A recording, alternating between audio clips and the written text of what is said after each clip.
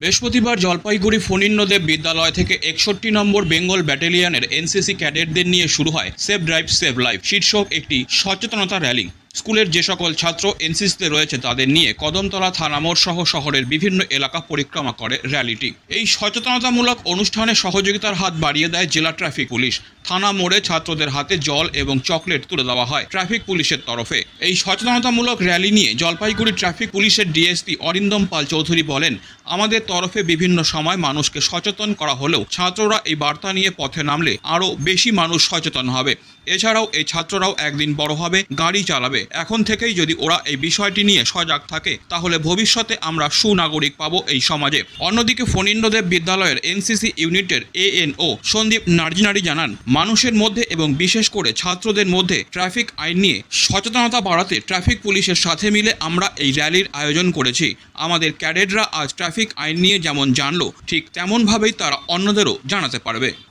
Rally তো এই র্যালির মূল বিষয় তো আমরা জানি যে আমরা সেফ ড্রাইভ সেফ লাইফ, যেটা সাবধানে চালাও এবং জীবন বাঁচাও, এই জিনিসটা আমরা যত পৌঁছাতে পারবো এবং যতবার পৌঁছাতে পারবো তত ভালো মানুষের কাছে। কারণ আমরা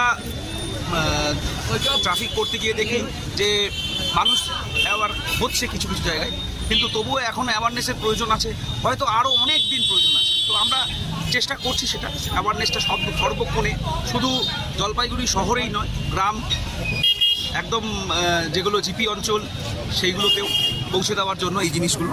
তো এসডিএসএল প্রোগ্রাম যেমন হচ্ছে সেরকমভাবেই চলবে। 2016 সালে যেমন বলছিলাম যে ম্যাডাম যখন আমাদের চিফ মিনিস্টার ম্যাডাম যখন এটা শুরু করেছিলেন, তারপর থেকে মানে সাবধানে চালাও জীবন বাঁচাও এইটা নিয়ে আমরা করছি, স্লোগান চালাচ্ছি।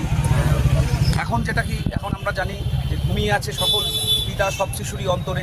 তো এদের দিয়ে যদি আমরা শুরু করতে পারি এবং এদের মধ্যে যদি আমরা ইনজেক্ট করতে পারি, যেমন আমরা দেখেছি যে এখন বইয়ের সামনে কোনো বুকস যদি আপনি কেনেন তাহলে তার সামনে কনস্টিটিউশনের প্রিয়াম্বলটা দেওয়া আছে, এরকম যদি পথ সংস্কৃতিও দেওয়া যায়, এটা আমার একটা আবেদন। তাহলে পথে অন্তত পথ সংস্কৃতি সম্পর্কে অন্তত কিছু তাদের মধ্যে একটা সাম্যক ধারণা জন্মাবে।